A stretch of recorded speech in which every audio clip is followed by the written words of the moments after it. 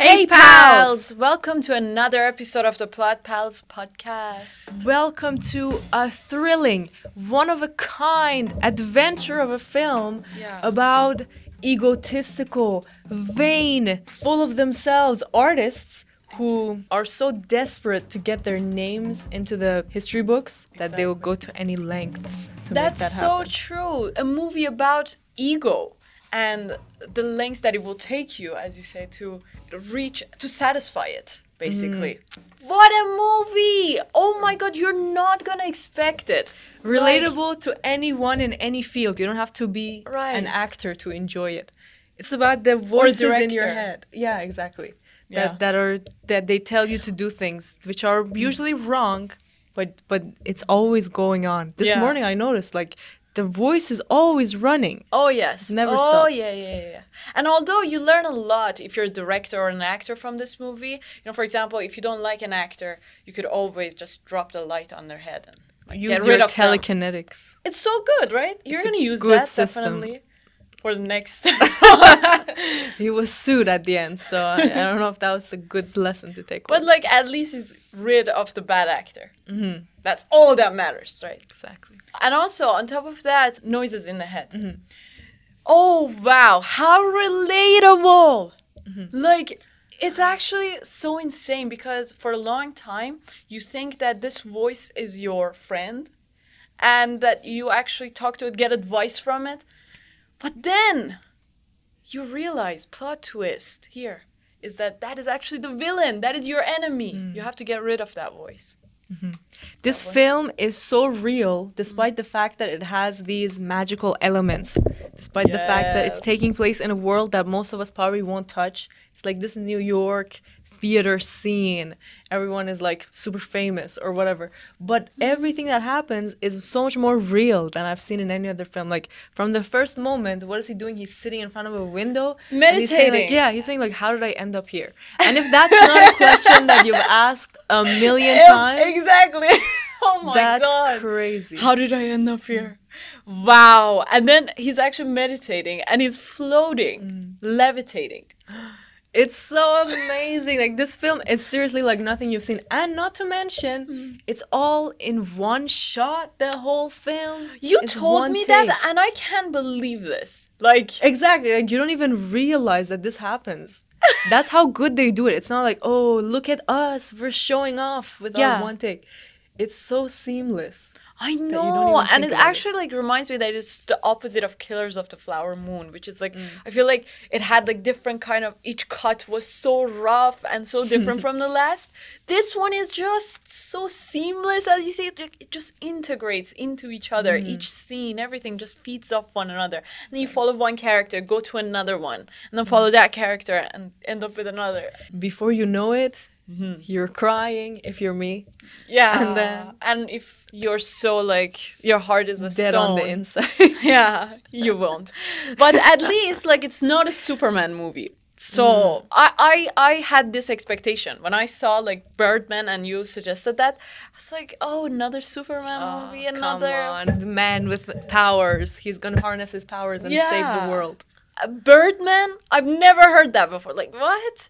But then... It's actually so much better than meta. Yeah, it's actually talking about those superhero movies. And how people love these kind of things and that directors should make these kind of movies instead of philosophical movies. Right. That was so That's so funny. The characters looking right into the camera, flying and telling you, don't make this philosophical shit. And all the audience is ha ha ha, this is for me. Exactly. Isn't that how the mind of people work, or most audience, they want these kind of movies, don't they? Exactly. If you make something really dark and philosophical, something that you tell the truth literally in the face, I don't think it will get that much recognition really early on as something that is so engaging. It's good for the mind, it engages the mind, stimulates the mind, and people want to watch it. Or people can be a fan of. Exactly. I mean, this movie is so critical of all people. It's judging everyone, kind of. So that's why it's hard to watch. A superhero movie, it's feel good. You see a man learns to help the world and Right. learns to like connect with others. Whereas this one, you're seeing like, okay, he's a successful director. Is he good now? Is his life good? No, he's fighting with everyone. He's like in constant turmoil. He doesn't even know if he's a good person. Everyone says he sucks. Yeah. So you're just like, "Ugh, am I like this too? You know, I'm not even anybody. I don't matter. And this guy, like, he doesn't matter either. That's what he realizes. But on the surface, he's like a famous actor. His life couldn't be better. Right. And you're like, if I get to that point, I won't I'll be have these kind of fulfilled. problems. Because Yeah. like you watch the movie and you're like, oh my God, these are the exact same thoughts that I have every day. I think the exact same things. I'm not worthless. I'm like that. I criticize myself. And Yeah, then I on used the to other do better. hand- I'll never get anywhere. I should have done this. Should have done that. Yeah, and on the other hand, I also feel myself as superior to others, which is like so relatable. In the movie, you see that, and you're like, but I want to get there where this director is right now. Does that mean that if I get there, I would also have these kind of thoughts, and my life would be practically the same, if not even worse, because like your responsibility is more now. Yeah, exactly. So what is it? How can we live a happy, good life? When? We have to change it. Like, what do you have to do? Do you have to give up all pursuits of success? What do you have to do?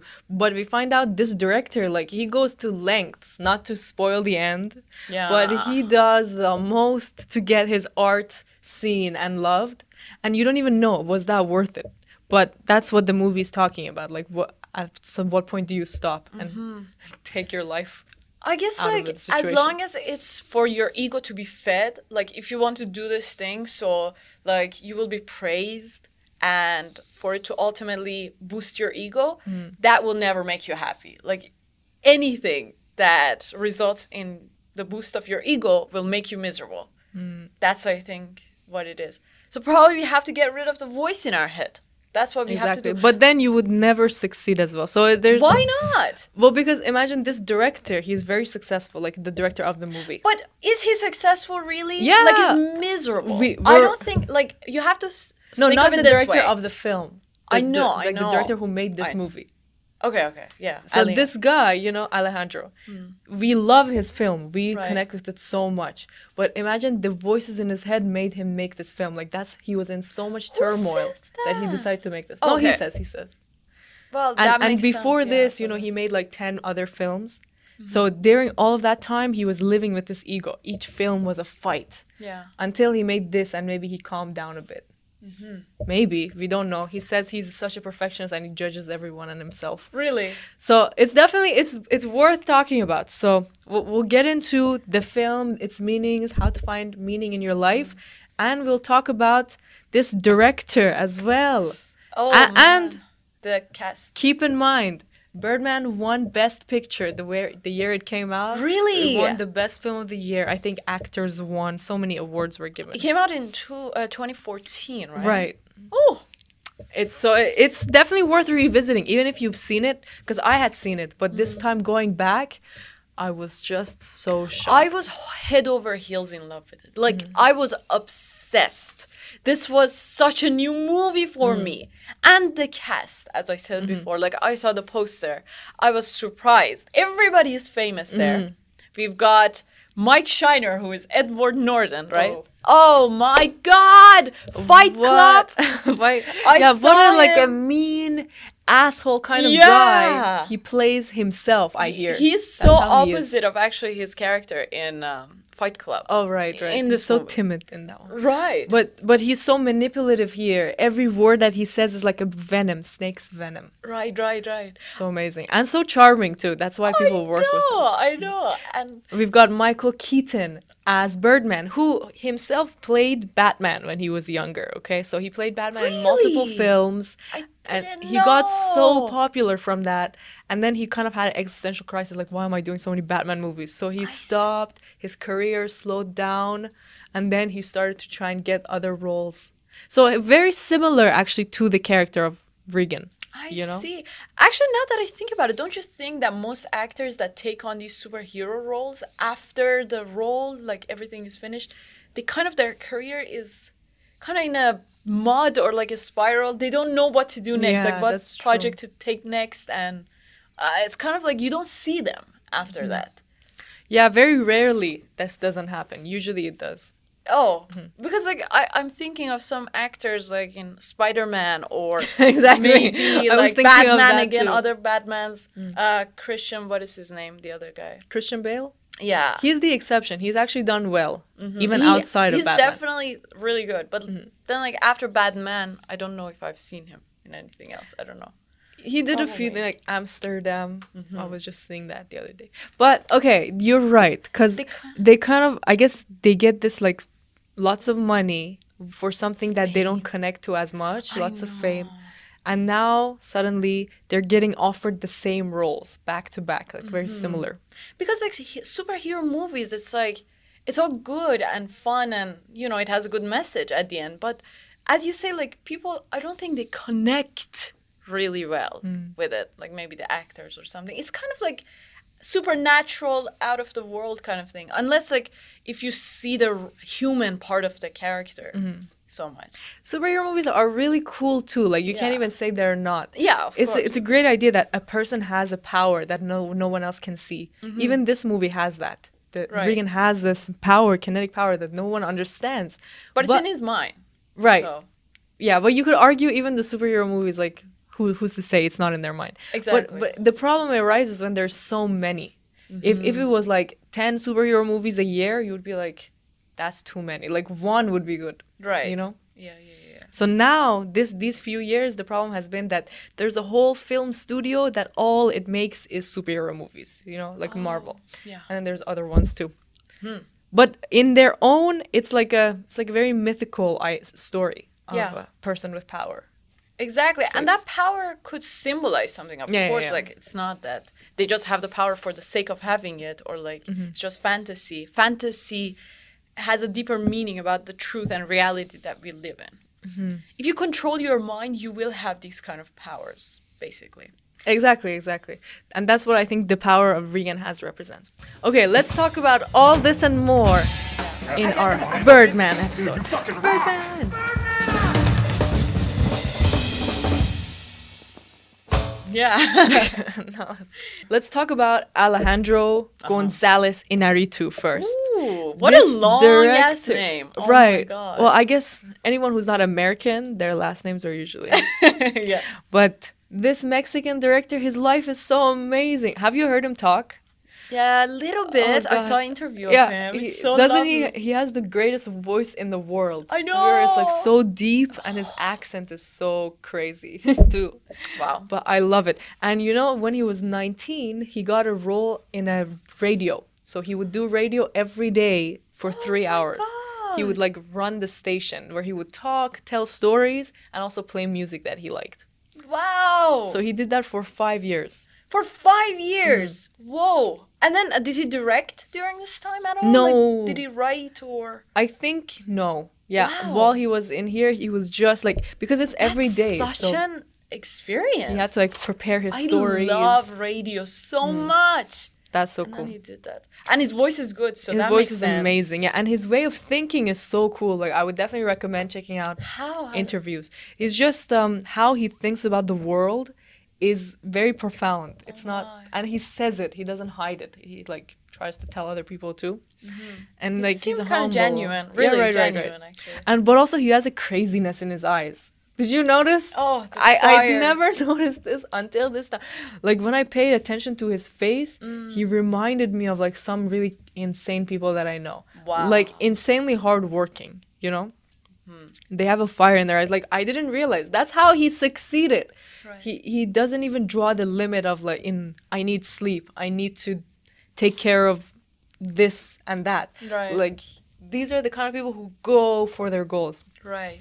So even though he's so amazing, though, I hear he says he's also really critical of himself. So he would always judge like Aren't we all really? I know, but no, I'm kind of like taking it easy on myself. I'm like it's okay, you know, make the movie when you make the movie, write when you But write. we had to learn that, and good for us to learn it. I don't like, know. Early. That the thing is Oh, like you've never you're been peaceful. critical of yourself Like before? when we're peaceful now, it's good. Like we feel calmer.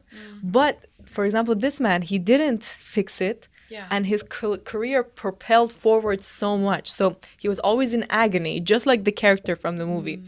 And he was always saying, you suck, do better, you can do better than this. You should be like better than everyone in the room. They make another film. You have to put deadlines. You have to make this and that. And so, yeah, maybe he was suffering a lot, but look at him now. He's made so many great films. But it seems like you didn't get the message of the movie to me. Like, well, at the end, everybody was like, oh, look at this guy. He made it. He's so successful. He's amazing. Let's go after him. But then what? He actually killed himself or whatever. Like, well, see, that's the big question. Did he kill himself or did he actually harness his powers? It doesn't matter. Like, well, it actually matters so much because the question of the film is he didn't feel good.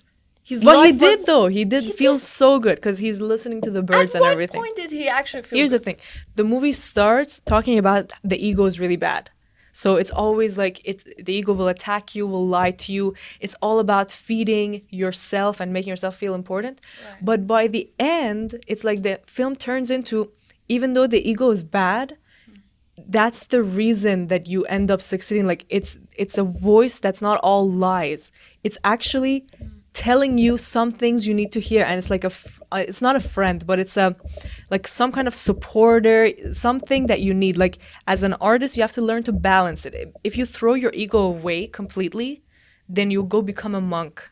So that's what the director basically, it seems like he's saying, and that's why the open end is open-ended. Like, does he kill himself or does he end up working with his ego, alongside his ego, to now actually be able to succeed? Because normally, like, you would think it would be good to just let go of the ego and be like free and not judge anyone or yourself.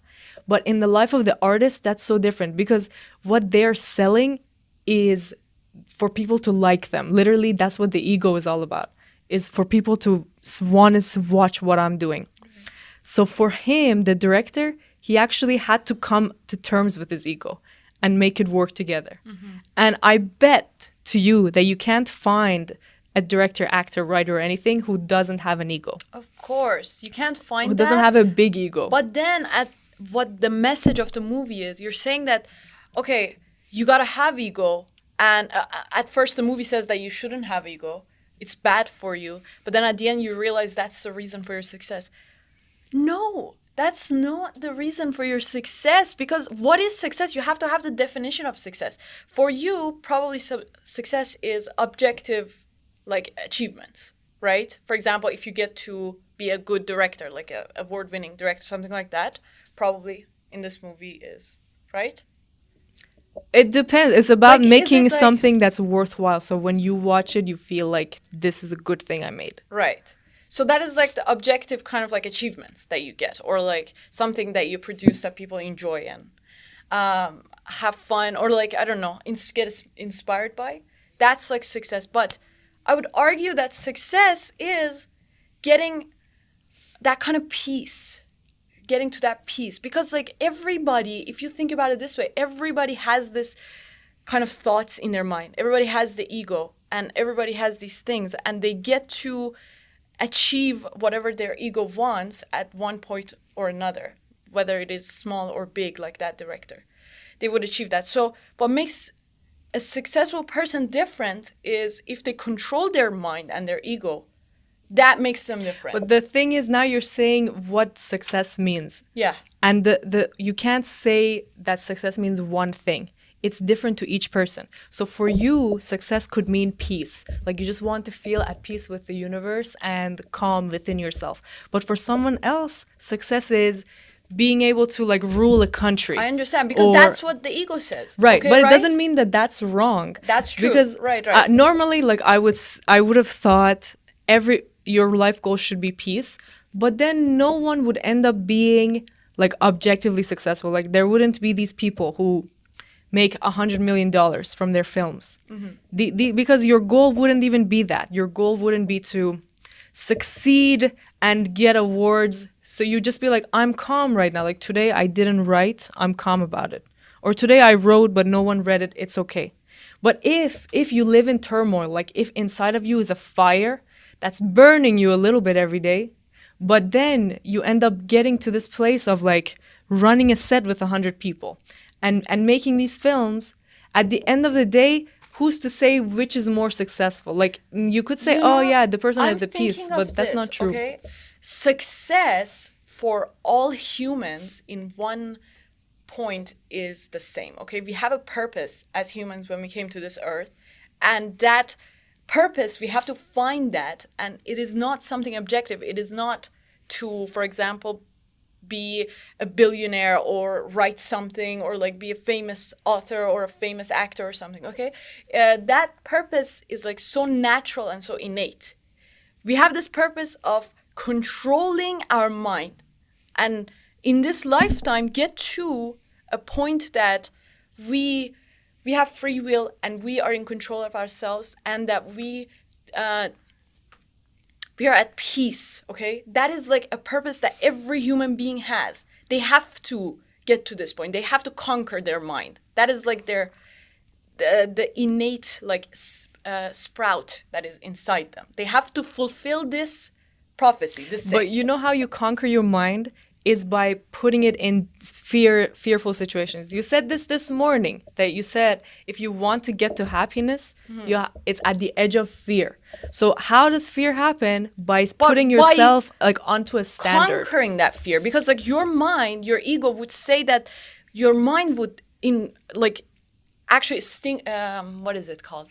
Like try to develop this fire inside you, this fear, and it would say don't go after that. So your ego would actually prevent you from going after something like this. It would set the goal, but at the same time will put you down and say like, no, you're not good enough to get to that award. You're not good enough to get to this place. So you would put yourself down as well.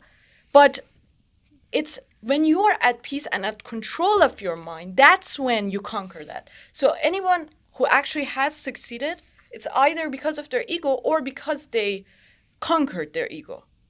So I would say it's much better that if you conquered your ego and achieved success than if you didn't. Conquering, what does it mean by conquering your ego? What are you for example, your mind tries to tell you that go after this goal or something, and you try to go after it, but then your mind is like, you're not good enough, you can't do that, you don't deserve this thing. And then you always have this fear, this thing that, yeah, you are right, you listen to your ego. But then when you actually say that, no, you're not right, why should I even listen to you? I am good enough and I can do this. You actually basically conquered it. You go after it every day. You do this thing in spite of your fear. Mm-hmm. And that's when you achieve success, like true success, because you know that you control yourself. But then imagine someone like this guy, like in this movie is the example of what not to do in life. So this guy is basically killed himself because of this, like, and he was on the verge of suicide. Like he was in a hurricane. He was living in such a bad state that he actually had this, what is it called? His gun totally, what do you call that actually? Triggered and everything. And he put it into his head and killed himself in front of everyone. Because he was done. He was done with all the voices in his head because he couldn't conquer his ego. Therefore, he's not successful, even if all the people think that he is. Even if they praise him and say that he's the best director ever. So he's an extreme. Okay, he represents an extreme version of the real director. Now, I'll talk from my experience. There's times when if I'm on a film set and working with like other professionals, right. If I do something wrong, if I do something like badly and I feel like I'm being judged for it, or like people don't think I'm at that high standard, right. Literally this thought runs to my head, like, I don't want to be alive anymore. I don't want to be on this earth. I know. Take me away. Like, let me melt down.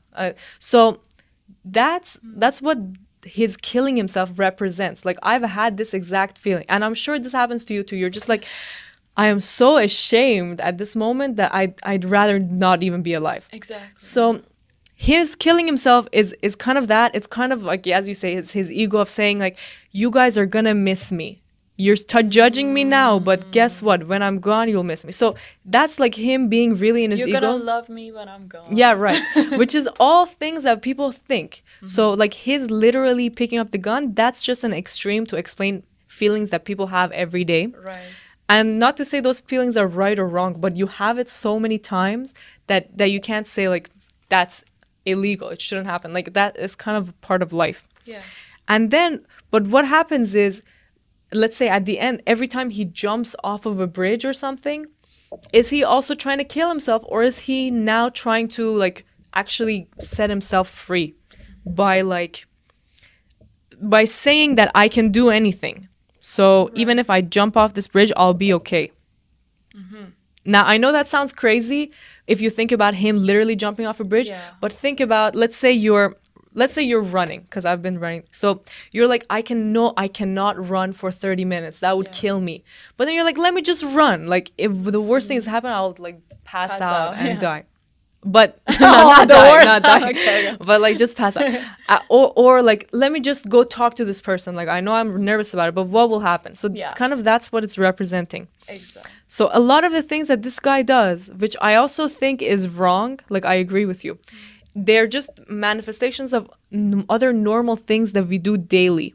Yes, I agree. So when you're saying like this is exactly what not to do, you know, it makes a lot of sense what he does. That's also the thing, like that we are living the exact same lives as this, so we can't really like overly criticize it or say that this is the worst kind of life you can live in. That's like nobody should live that. No, everybody's living that every day. I'm living that life. You're living it. Everyone is living this.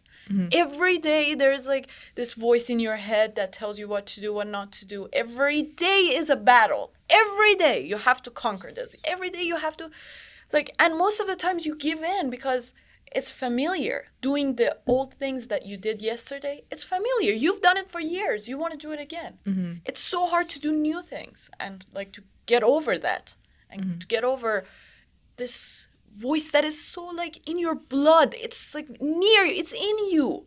How can you get rid of it? Unless you like get rid of yourself, you die. And sometimes I'm so ingrained in this ego. It's so in my blood and everything that I feel like I'm in a prison. I want to get out of here. Like, I want to get out of this body, you know? Sometimes you get overstimulated and like, enough. Like, I feel imprisoned. But that's what most people feel as well. Like, even if they don't think it like this way. It is in us because we are not this body. The other day I was thinking that I used this analogy in my mind that we are like a galaxy, like this body, these minds, this cluster of emotions and all of that. It's like a galaxy, you know, like the Milky Way. And all these stars and everything, they're all our emotions and they're our thoughts and our beliefs and all of this mud and everything. They're so chaotic. And it's all there. But what we actually are, we are the space that beholds this galaxy for a limited time being. You know, we are the space. We are the space that has this for a limited time. That's a beautiful analogy. Yeah. It's a good one. And it's so chaotic at times, so chaotic. But if you are the space, then you are calm. You're like, even after this galaxy is gone, I'm still going to be here. But, you know, his life found meaning just because of, like, all the suffering he put himself through. So the play that he was doing was a reflection of his life, first of all. He chose this play called What We Talk About When We Talk About Love. And he chose it really because he's always thinking about love himself. Like, his whole life is about, please love me, people, admire me, or I don't matter. My daughter doesn't love me, so, like, I need the world to love me. My wife left me. I don't, like, his life is about love. So he chose this play. And then if you listen to, like, the things that happen in the play, it's always about the same topics. Like, the woman is saying, I was pregnant, but I didn't tell him. He's talking about how this young guy, he died early. Like, all his own problem, all his own pains, like, he worries about dying early. He just put it into this play. So every night he gets to perform this, and like, it's like a therapy session for him. He just gets to live through his own life out on the stage. And then, like, he also, this is his business, so he's gonna make money eventually from this. Even though it's such a stressful thing that he chose to do, and even though, like, no one even cares, his wife is like, this thing that you're doing, she doesn't care. Even his daughter says no one cares. People who come to watch, they're just gonna go drink coffee after. They don't think this is important at all. But for him, it gave his life meaning for those few weeks. Even he's like saying, this is my life, this is my career, for God's sake. And once he did all of that, and he like literally he became naked, like in the street, and he's running, and he's like, who am I? I don't exist. Like, he's saying these things on the stage and coming to terms with it. And when he does it all, and he does shoot himself, and he loses his face, finally he's like, I can take a breath now. I did it. Now let's see what it was all worth. Yeah. Like, you know, even though it ends up being a success, for him it was more about the experience of doing it, I would say. And that's why I think he jumps out the window at the end, because he's like, oh, whatever, you guys all love me, I guess it doesn't matter. Gotta say goodbye at the peak here.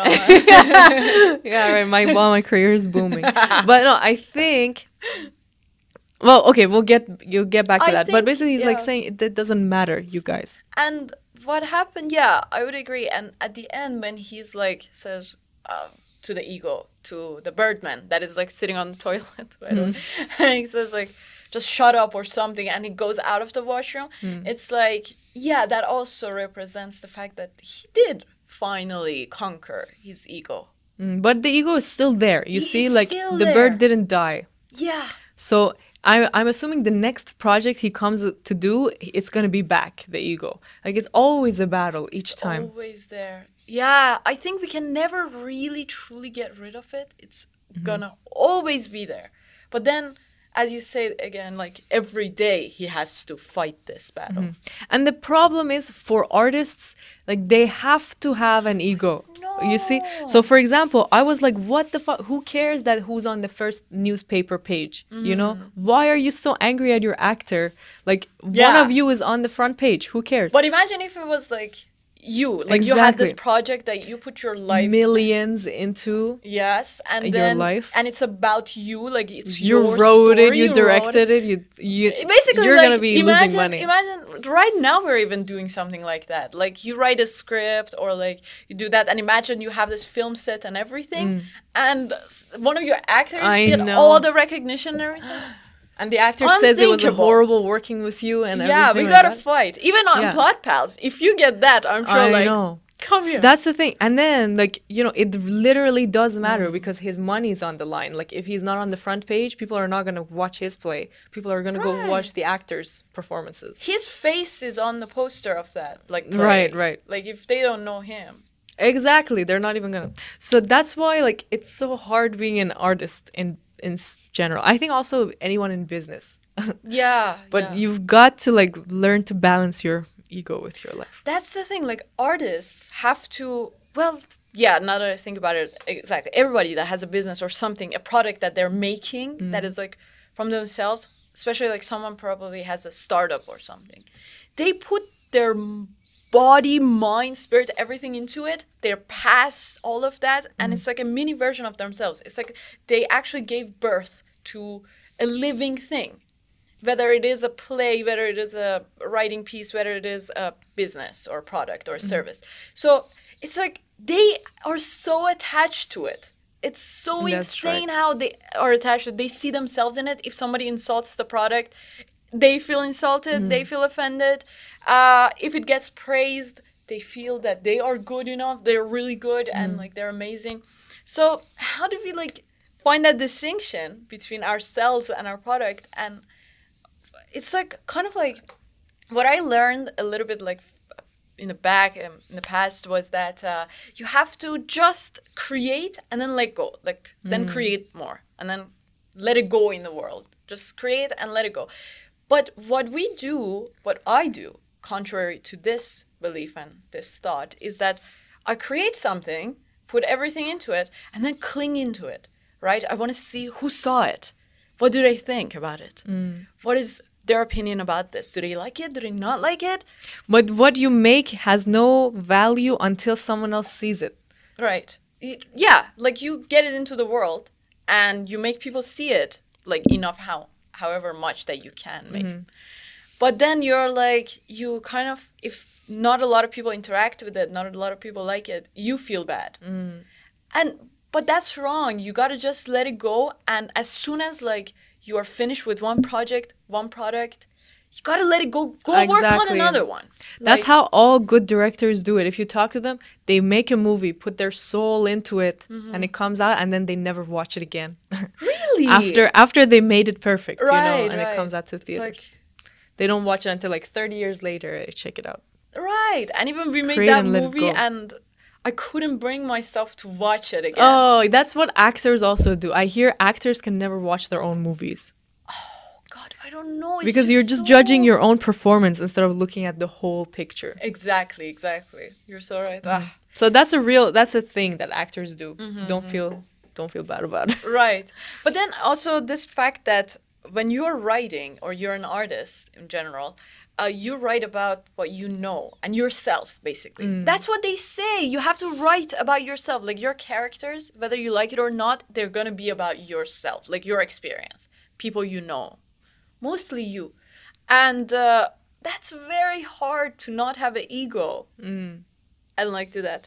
But maybe you have to write about it and then get over it. Like, you write about yourself and your past, and then you kind of live it and then get over it. Exactly. But writing about it is the best way to go. But if it's in theater, you have to live it every day. So that doesn't work for theater. But yeah. But you know what also helped him was trying to connect to other people. So at the beginning, he was not listening to anyone else. He was just like, even if someone was talking to him, he would just say what he wants to say. But then by the end, he's asking his daughter how she's doing, asking his wife, like, how is your life? Like, tell me. Yeah. And once he does that, like, once he finally takes the pressure off of everything's about him, then the world opens up to him a little bit. And did you see like how calm he was after that? Right. Oh my God. And even before killing himself, like on the stage, he was like laying on the table, like the makeup table and all of that, like a baby, like a baby boy, basically, like so calm and so playful. And then his wife was there also talking and all of this. And I'm not sure what he actually said that made the wife surprised. Like, she was like, what are you talking about? Or like, First he said, I have a voice in my head. It talks to me. Sometimes it's scary. And then the wife is like, I'm going to act like I didn't hear it. Yeah. And then after that, he's talking about this one time he cheated on her. And she's like, why the hell are you bringing this up now? And then he says, I went to kill myself after that. I went into the water to die. And then some jellyfish attacked me and I came out. And I guess what that's supposed to represent is like, you don't actually want to die. You just feel so ashamed that you think that will be best for you. Yeah. But then when you're in the situation of dying, you will save yourself. Your instinct is to be alive. Yeah, to live, basically, and do it. Whoa. So I do think, like, by the time he came to kill himself, he was done with himself. He was like, I'm sick of this living for love. Yeah. I did it for so long, and it didn't get me anywhere. The other day, I was thinking about the word depression and what it actually means. Like, what is the root of the word? And it came to me that depression is basically like depressing, like pressure. You know, when pressure is onto something, an object or something, it makes it be contracted. And that is like basically the opposite of expanding. I've heard a lot that, well, the universe is expanding, of course, and humans' purpose or what they have to do is to expand as well. So depression is totally opposite of that. It's like about being kind of like claustrophobic in like a small room, and like every minute, every day, the walls come in closer to you and you feel limited, and you are there with all these emotions and thoughts that are like in this box and they're pressing you. So depression is that. And at this point, he's just so overwhelmed with all this. He's like basically buried. He has no room to breathe. So like he's definitely numb and totally done with everything. But also, depression is a point that after that, like it's the peak of darkness, and then after that is like the dawn and the sunrise. So you see the light exactly in the darkest moment of your life. So after this, something happens. Like you realize what, like, depression is basically like what you would be like, the state that you would be if you were without love, if you were without God, or like calm with yourself or something. So it's like a point that you have to see and realize that, oh my God, this is not me. This is not me. This is this state that I'm in. I really hate myself at this point. I don't like myself at all. This version of myself, to a point that I want to kill myself. But then you also are like, but this thing is not me. This ego that I think I am, it's not me. I'm someone else. I'm something else. I'm not even from this material. So when you get to that point and you have that realization, probably everything kind of changes for you. But that's so hard to get to that realization if you don't have that support system or that support. Yeah, and I mean, that's a really deep realization. It's probably hard for someone to be like in the depression state and also realize this is not me, I'm somebody else. It's so hard to believe at that impossible, point. yeah. But there's other ways that you could get out of it. Like, for example, exercising is a big one. Like, if you could just get yourself to the gym. Anything that can get you out of your mind is the best thing. Yeah, the gym. Working out definitely gets you out of your mind. And for him, I think it was like putting himself in some kind of, or finding himself in a really difficult situation, like either he's physically fighting his actor, like he's choking his actor, or he's in the street naked, everyone's looking at him, or like before that, you know, he's in some kind of stress. He's like flying like that. I don't know what happened to him. Yeah, or he's literally he was drunk outside at night, so he stayed out. He puts himself in these like really bad situations that are hard to go through, and then he feels calm after that. That's so good. Which is really good because he reminds himself it doesn't matter. Like he lives like a homeless person for a night. And then, but it's so interesting, like, because you don't know if it's good or bad what he's doing. He's basically, they show him flying, but supposedly he's in a cab. And then he's saying, you're above everyone else here. Go make another movie. You'll bang on the street and you'll make billions. It's so Everyone will watch it. Yeah. It's so funny the way that ego talks to him, the Birdman talks. It's so insane. Just the way that he talks, the costume and everything behind him. 60 is the new 30, motherfucker. Get into that suit right now. Wow. And then I remember this shot that like the wings of the guy was like opened behind this. That was so good. That was the best. And then he's flying. They have the same exact walking forward right after that. Was it him actually in the bird suit? It couldn't have been. Right. Can't possibly have been. No, I mean like maybe they edited it. Right. But why would they like? Yeah. I always wondered that. Because they were the same exact height. Yeah, and his mouth was exactly the same. Maybe they edited that part only. Right. Probably. But like why the body and everything look the same? Like the height. I mean, you can get someone who has the same body and height and everything and then film the mouth separately and like put it on top later. Very good. I assume that's what they did. That's easier than having to film it twice. Exactly, because the camera was always moving. If it's a sitting camera, then you can film it twice. Right. But if it's moving, you have to get the exact same movement. I was watching that and I was like, it must have been so hard to film this movie. They're in New York, busy at night, in like one of the busiest sidewalks that everybody's going around. Exactly. Like I imagine it's like an entertainment kind of district where there are so many theaters and everything. And it's so crowded. How did they film this? It's got to be so hard with these huge cameras. And it's just one shot. So if somebody messes up, they have to go back and do it all again. Like all it takes is one person looking into the camera. One person saying like messing up the one word, you know? Somebody messing up the drums. Oh no, the photograph falling. Like imagine if we had to restart from the top of the podcast now. That would be crazy. Is it? I don't know. Like let's Birdman fell. I think it's even in the name, the unexpected virtue of ignorance. Yeah. Ignorance refers to his ego. Like it's so ignorant that he's obsessed with himself. Right. But the unexpected virtue of that is then you can fly. Like once you find the freedom, you can actually fix up your or you can like succeed in your like creative endeavors and also find freedom. Yeah, you're right. This thing that you said, like the unexpected thing is that if you like get over it, you can fly after that. You will fly because you conquered this thing that has always limited you. Now you can do that. But I never really got what they actually meant, like deep down. You say it, what the meaning of this is, like the unexpected virtue of ignorance. But I don't really get it. Like, I can't form my own conclusion about it.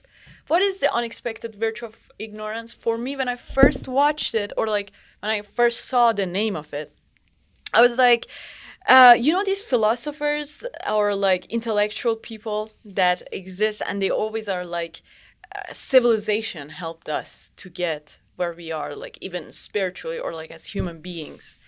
And for us to get to that degree of like, you know, go after art, something beautiful that usually is not something that animals would go after, or like an uncivilized person would go after, and that art is so beautiful and that it elevates the human spirit and all of this. So you're like, okay, these philosophers, for a time being, you're also like, yeah, I gotta be like academic, or like I gotta read these philosophers and what they think and all of that. But then you compare some people that did not have access to these kind of like works, these philosophers' works, or they lived maybe in more uncivilized kind of situations. Maybe they were in villages, or like they were in tribes or something, and they were not in cities, and they were not exposed to art. So how come some of them also live good lives, you know? They are also like fulfilled inside. And yeah, but like, maybe they're only fulfilled because they haven't seen the world. If they saw what their potential could be, other than just raising goats, they would actually find that and feel fulfilled. Like the thing, okay, for example, what is the thing that people achieved, you know, even if they were in cities? They still boosted their ego in different ways, like, and they became destructive in a larger mass scale. Like, the wars became more extensive because of their ego. War is for the ego, so it became even more huge and extensive. And then the destruction of themselves also became more, because like alcohol, access to like these kind of things, or like access to your neighbors mostly, so you could compare yourself all the time. Like, you know, for example, people that lived in cities, they were more likely to kind of like have this classism and something like that, and like compare themselves constantly to people around them, try to go after vanity and all of that. So like, really, at the end of the day, isn't ignorance kind of a virtue? Because like, you see these things, you read about what the potential of human could be, and then when you don't get there and you struggle still as a human being, it's so much harder than if you did not know what the potential could be. I don't know. It's just that... That's one way of thinking about it. But ignorance is definitely not a virtue. Like, definitely not. But there are, like, some things about it that... But at the same time, I'm reading this book that's saying not knowing is great. Compared to what we learn in society, you're always told you should know things. Yeah. That's where your worth is. You should know languages, how to read and write, know these facts, know how to do skills. That's where your worth comes from. If you don't know, then you're dumb. You're kind of stupid and you're not trying. But then this book is saying you can never learn anything unless first you don't know. Like the state, if you're telling me right now something, and I'm just like, I know this thing. Like, I know what you're saying already. Then I'm not even going to listen. Exactly. But if I'm like, okay, let me just see. I don't actually know where you're going with this thought. Right. So, but then you could call me ignorant. Like, you could say, oh, do I not know what you're going to... It's not that at all. Like, actually, he's saying not knowing is a really great state to be. And that's the state that all physicists, anyone who's like creating something, finding information out, first, they would go into a state of as if they don't know anything about anything. Like, the book goes crazy. Like, it says, is this a mic? You know, am I in a room? Existential crisis. Right. Like, am I talking to someone right now? Damn. Who am I? Like, I don't know. You know, it's saying, like, I don't know about everything. Wow. That is So the be best ignorant. way. Yes, you're right. Because the only time I remember that, well, everybody learned something was the first 5 years when you don't know anything and that you're open to learn. But after that, immediately you're like a know-it-all, and everybody who tries to tell you something, you take a guard and try to defend yourself. No, I know everything. Especially, it's so hard to get over that. So yes, I do realize this. But we have to admit that we don't know. again, though, you define success each person differently. So there is no one thing that's what success will mean. So for him, it was success to actually make this play and suffer through it. But maybe someone else would say that's not worth anything. I would rather have peace and not do it. Now, what do you think his powers represent? Like the first time you saw him floating and like throwing things into the wall, how did that make you feel? What did it make you think? Isn't that really what happens when you're like, he's trying to meditate, right? So he wants to get out of his ego. That's one of the best medications that you can take, like to get out of yourself. And he's doing that and he's floating and it's working. But then immediately after, he's surrounded in a room that is full of his accomplishments and everything he's done. And he's reminded of that. So his ego is going to be there no matter what. And basically the throwing of things is just happening in his mind. And it's like all his anger issues and all of that. Like basically, yes, it's his ego, his mind that is like doing all of these things. Now, when people were like, he would say to himself, they don't know what you're capable of. And then he would turn something with his mind.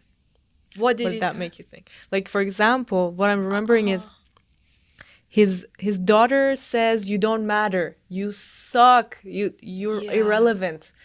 And then his daughter leaves and he's looking at this wallet or something. Oh, and the he starts, cigarette. the cigarette holder. And he starts turning it with his mind.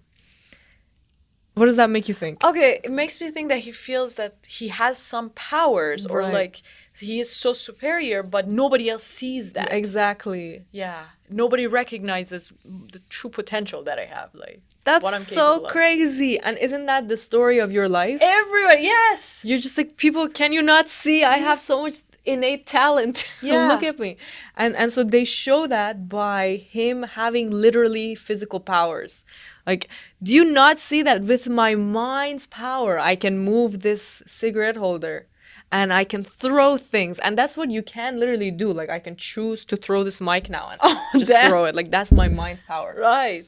So I love that they showed it like this. Such a good way to like deeply connect. Right. And you never seen that in a movie before. Like, I know. Well, other than superhero movies. Of course, but like, if they intended it to be this way, like their theme was this, they wanted to give this message away, like they wanted to give this message to people that yes, he thinks that he's superior, he has something in him, but instead of putting it in a dialogue or like in a scene or something, they chose to show it physically with symbols, like not even symbols, it's literally in your face. So that's the best way. That's so new to me. Exactly. And the fact that, for example, the light falls into the actor's face. I know! That was so unexpected. That's so unexpected because up to then, you're like, I kind of understand this movie. It's going to be acty, pretentious.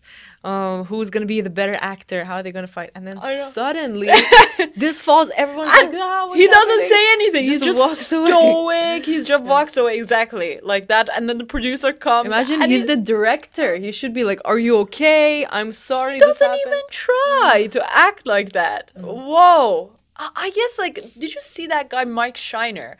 One thing that he said that the only true person that I am, or like my truth, is when I'm on the stage. The other times I'm always like lying or something like that.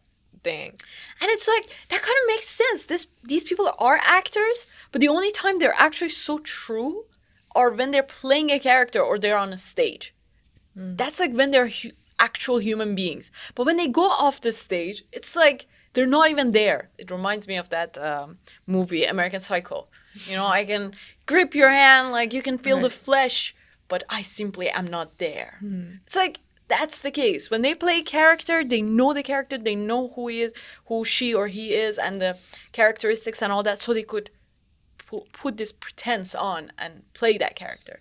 but they don't even know themselves. So when they're off the stage, they're totally lost. True. Especially Mike. This character was like that. You can't tell what kind of person he is. He's just like a troublemaker, I know. annoying guy off stage. And kind of crazy that we didn't see a conclusion for that character. I know. They just left it up there. You know what I love is that once he started dating Regan's daughter, Right. he tamed. He calmed down a little bit. Like it's as if he just needed love too. He was like so throwing himself around, being so annoying to everyone, and then immediately, like, once he meets this girl and he's like, "You're a special girl," and she's like talking to him and, "Oh, I think you're cool too," and then they just go into the corners and start lovemaking, and they just leave everyone alone. Yeah, and he was calm. I said this one shot of him, like, he just talks to Regan, but he's so calm and good.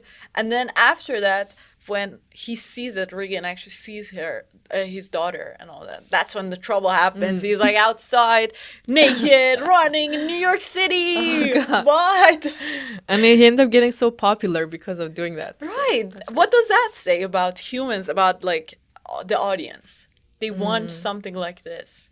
To be obsessed with it. Yeah. Right. And being superior. Like when they felt like, oh, look at this guy in his underwear. Oh, yeah. They loved that. So if you like self-depreciate, that's when you actually get somewhere. Oh my, it actually makes sense. We always think that if we make ourselves bigger, tell our story, and like make ourselves look cool, that's when we get somewhere, show how intellectual we are and how amazing of a person we are. But actually, people will pay attention to you when, or love you when you self-depreciate and make them look good. Isn't that like the case in TikTok? You see it every day. The people that get the most laughs and everything is the ones that put themselves through like the most absurd situations.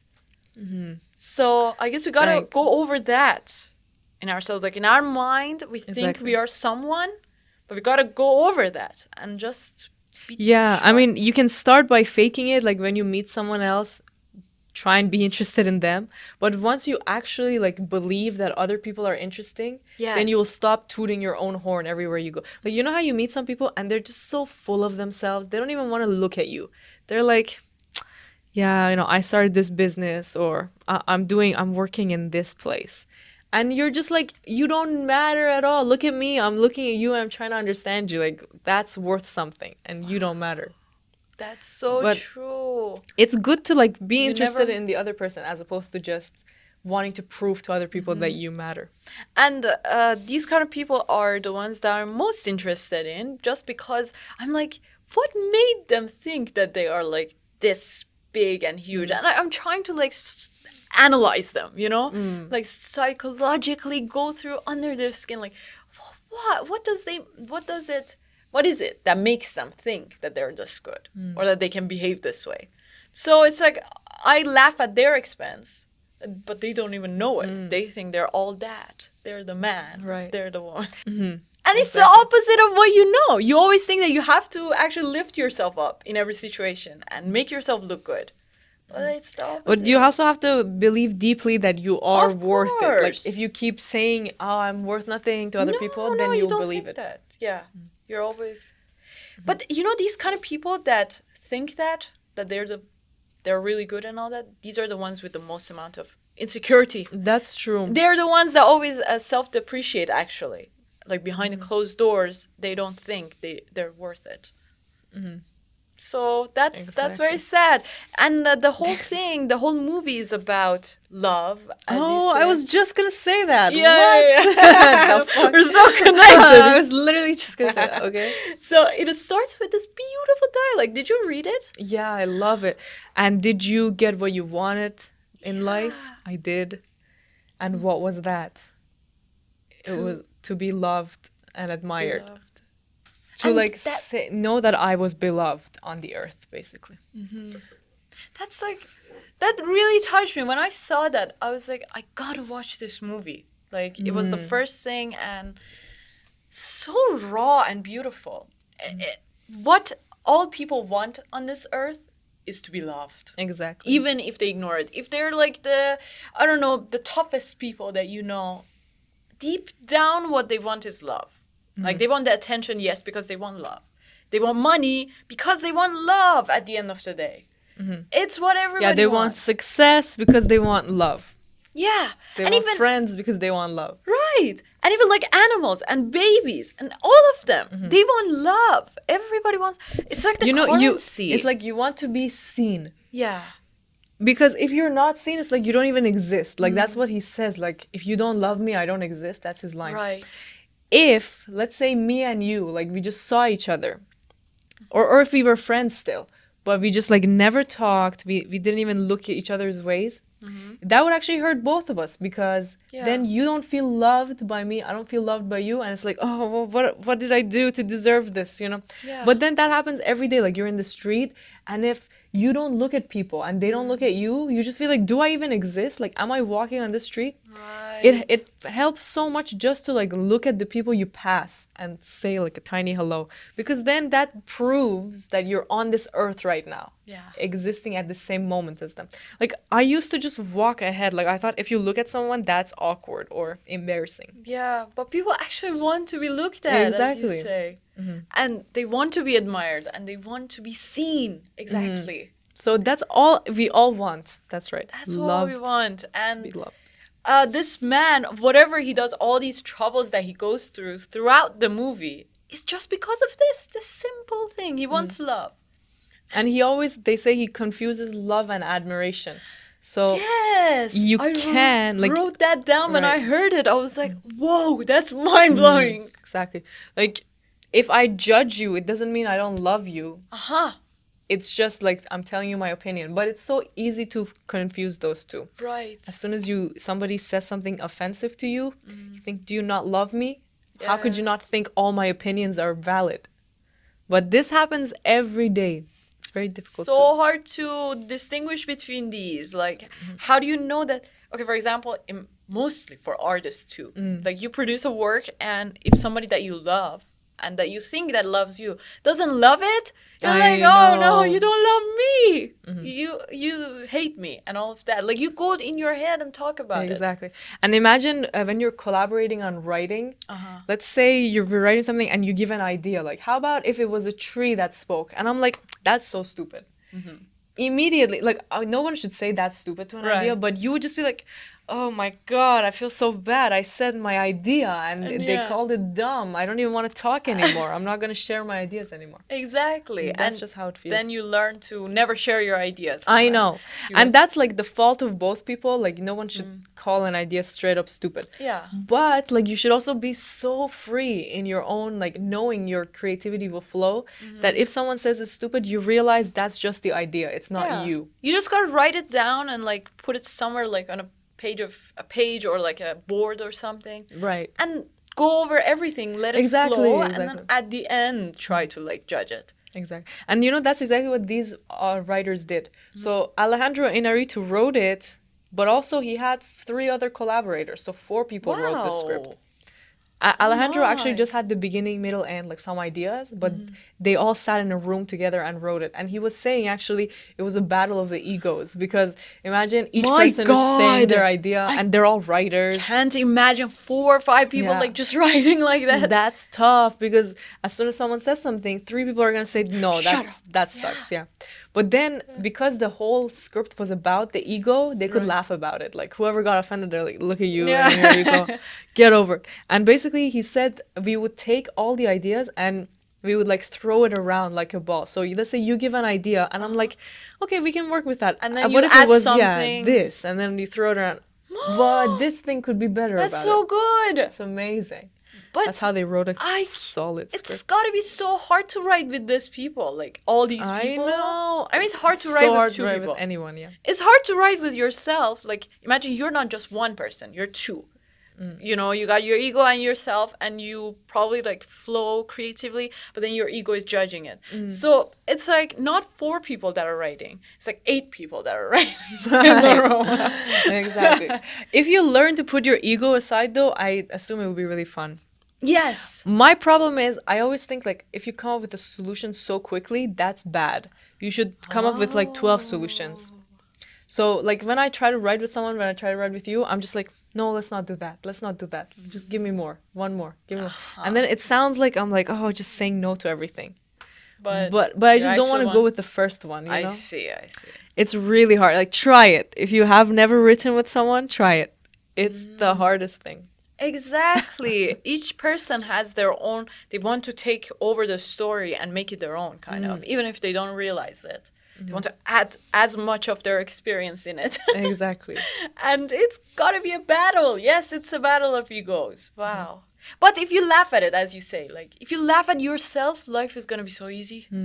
If you laugh and not take yourself seriously, oh my God. Each time your ego says something, for example, that, oh, you're so much better than everybody else here. Know. If you laugh at that, oh, life is going to be like easy peasy for you. So It's fun. really good to imagine your ego as that Birdman. It's like an entity on its own in a suit, so dressed up. I know. That's it's the like ego. a costume and it feels it's all that, has all the superpowers. You're like, look at you, man. Right. But at the same time, you need that. Like, you need this internal support of, like, knowing I'm special. Or else you can never succeed. Like, if you don't believe that you're higher than everyone else in some way, you're never going to put yourself in those situations to actually You prove don't it. need to be higher than anybody else or like compare yourself to anybody else. Each person, even if like we say that ego says that you're special and we shouldn't think that, it's actually not true. People are special. People really are special even if they don't do anything at all, even if they don't have any skills. They're special because they're humans, because they have this thing in them, this power that is so special to them. They're unique. They're so different from anybody else. See, I don't So- agree with that. Like, if you haven't done anything, No. then you can't call yourself special. Because that just that's means your like- life has no meaning. No, Oh, why? I was just What? born and I'm special. You don't You're think that special you're if special. you do some things. If you help somebody else, you gain specialness. But I guess, yeah, we have the potential to be really good and special. And we are special because we have that potential. So if we don't do anything about it, yes, if we have wasted our lives, that's one thing. But then we cannot judge anybody about that because we don't know. If we were in I their know. shoes, we would do the exact same things. And we are going to be in their shoes one day for sure if we think that. Because if That's you judge true. someone, you're definitely going to live it. That happened to me a million times. So, Yeah, there's no point in judging other people. Like, You why shouldn't would you say this compare, person really. is short, this person's fat, this person's not smart? Why would you even say that? What's the point? exactly. And so comparison is like the killer of joy and all of that. We should not compare at all. But here's the thing, like, it's definitely a killer of joy if you compare. I've learned this. You can only compare yourself to yourself, to your previous self. But you also don't succeed until you compare. Like, you have to compare or else you won't succeed.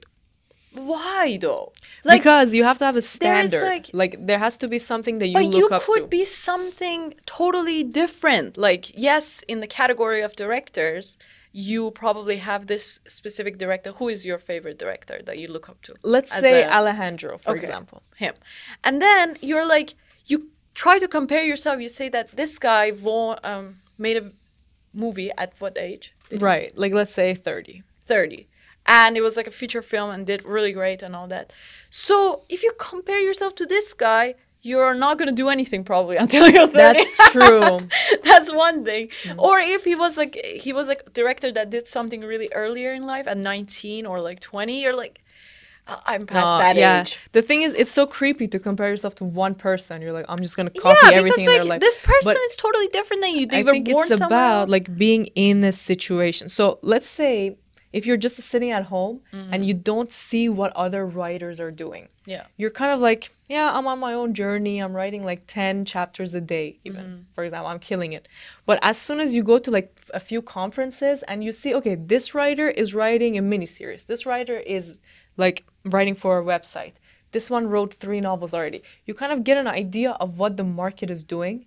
And you're like, okay, now I can find my own path. Like, I kind of see how these are growing. It's like, if you're just a solo plant, Yeah. you could grow, could keep going straight, keep turning around, like do whatever you want. But when you're around 1,000 other plants, you're like seeing how they grow, and that kind of gives you a shape to I follow. guess so, but like you gotta consider this. It has to be the same exact kind of plant as you. So for example, it's gotta be the same tree as you. It's gotta be an apple tree. that you compare yourself to if you're an apple too. If you're an orange, you can't compare yourself to an apple tree. But it's just inspiring to see the orange too. Like, you don't have to be. It's good to learn about these people. Like, for example. But then the thing is, like, your apple tree probably was planted in a garden with different kind of soil, water, and weather condition than the one that is like maybe in south and it's like really like in the very bad condition and all of that. So well, here's the thing. The goal of comparing isn't to copy. Like, I'm not trying to compare you to like wear the same shoes as you, dress exactly the same, think the same. No, I'm trying to compare to see what you're doing with your situation, how you go about your life. Like, what are the choices you make every day? Right. And which ones can I adapt to my life? Which ones should I just ignore? You know, like, so kind of comparison in that way of like just seeing what other people are doing is so necessary. Like, as much as you want to avoid it, right, you've got to like just adapt, take things from everyone and improve your life. I guess so. We all obviously need people around us, and we need to have like a standard of how much it could go, and we also need to know about the market. And that also means that if we do that, we are out of ourselves, like our ego, one step out of it, because we're seeing others, we're acknowledging others, and we acknowledge the audience, the market, and all of that, which is always a really good thing. It's much better than only thinking about yourselves, writing about yourself, and then getting it out, and nobody cares, and now you're again yourself trying to distract yourself. I said yourself a lot, but you get the idea. Exactly. Yeah, I agree. It's all this goddamn balance. Like, every time you think you'll figure out what life is, you get thrown this new challenge. I guess life is about the balance. Yeah. Like, you know how people say, I'm looking for the balance, and you're like, don't say the cliches anymore. But it's so true. It's true. Like, you've got to have the ego. You've got to have no ego at all and not be full of yourself. You've got to have competition, but you shouldn't compare yourself to anyone. You've got to, I don't know, take care of your family, but you shouldn't connect yourself to your family. It's like, everything is a paradox, actually. Oh, God, yes, exactly. And you can never get rid of the ego. You got to have it. Like, imagine you have the ego here, and then you have your best version of yourself here, too. You're the judge of it, or like you decide right now, should I do what I've always done, as my ego says, my beautiful ego, or should I go as my best self would say, like do something new today, or like try this new challenge. Which one should I choose? So you choose between them, and that's like the balance, kind of. If you consistently choose the good one, then your outcome will be different, of course. That's true. Than if you consistently choose the ego. So here was a wonderful film that I can never get enough of. I'm going to keep going back to it. I think it's good to like go back to it every few years just to be reminded of what the ego does. Yeah, definitely watch this movie if you haven't watched Birdman. Anything by Alejandro González Iñárritu. Yeah, the other movie that you were talking about, what was the name of that? Bardo. We'll talk about Bardo. It's all about him again. He has a character in the movie that looks like him even. Oh, wow. And it's a filmmaker. So that's fascinating. And it's about like coming to terms with what your life all meant. That's amazing. Because, you know, what he says matters. Like, he's a successful filmmaker. So when he puts it all in a movie, like, I want to hear, what do you think your life meant? I see, yeah. That's a good one. The Revenant, of course. We'll watch that again. I'm a new fan of this director. I gotta watch all of his movies. And Birdman, oh God, on repeat. On repeat, exactly. The best one ever. It's just my favorite. Gotta watch it. Let us know what you think about Birdman, the performances, the story, and what you think about the ego. What is the right thing to do with your ego? How do you go about dealing with it? And please subscribe to our channel for more videos about movies, your favorite movies, and books that we can talk about and discuss together. Let us know. Every week we have a new film discussion. So let us know what films you're interested in. Exactly. And we'll get to those next. And see you on YouTube, TikTok, Instagram. And also watch other videos that we have. Watch the movies too, of course. Yeah. Thank you. Have a good day. Bye.